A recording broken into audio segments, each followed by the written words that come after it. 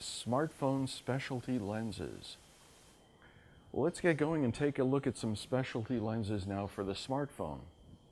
I hope you enjoyed the information in Course 1 that Mark Sullivan shared about the options for adding very fine quality wide-angle, telephoto, and macro lenses to your cell phone to expand the capabilities for normal photography. In this lesson, we'll take a look at some of the many possibilities that we have for extending our photography into the realm of what some would call a wild and crazy realm with these smartphones. I know that there are many options available for altering your smartphone pictures after they're made through apps that apply various effects. We'll be covering a number of those after effects in future lessons. What we're going to look at in this short segment is a few devices you might consider using to add some unusual effects to your phone photography right at the moment of exposure. The first option we'll look at is LensBaby's Creative Mobile Kit. With a plastic clamp that attaches quickly and easily to the phone, and lenses that are held securely in place by magnets, and a nice little kickstand to support the phone. I found that the best camera in any circumstance is the one you have with you, and I'll have to admit that there are a few times when the only camera I've got is my phone.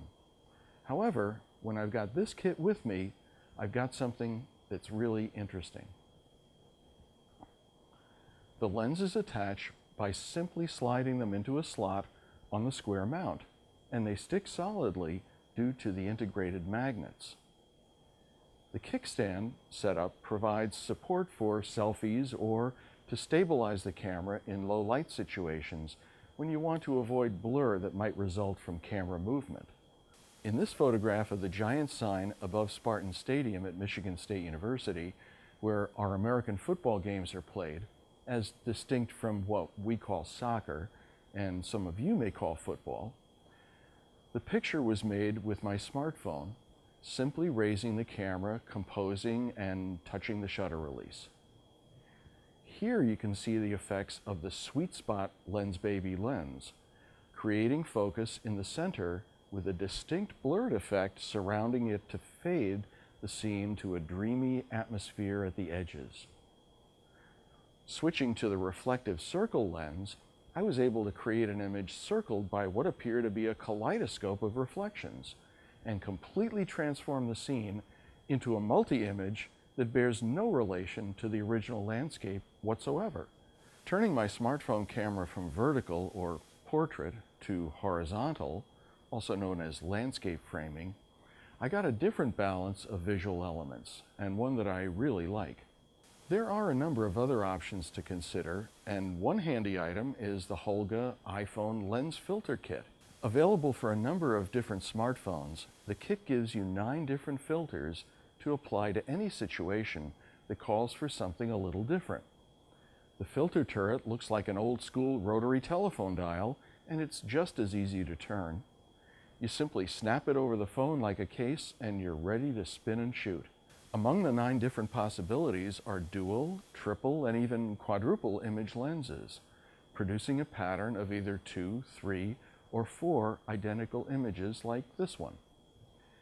In addition, there's a range of color filters, a close-up lens, and even a red filter with a clear heart-shaped center for all you romantics out there.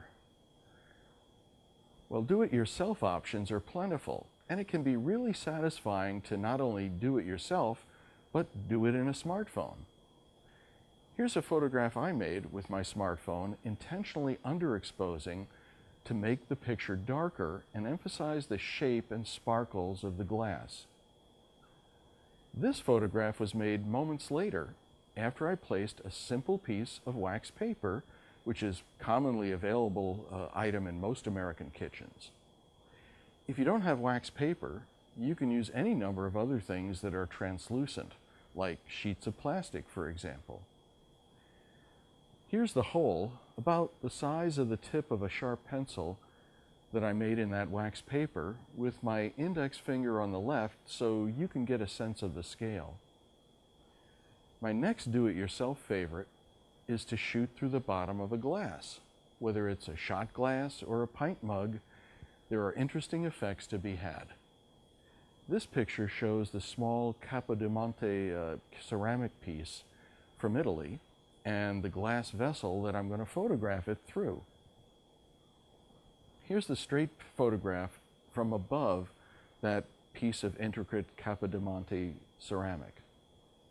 And here's the photograph through the bottom of that small glass jar. Quite a difference, huh? And so simple and easy to create.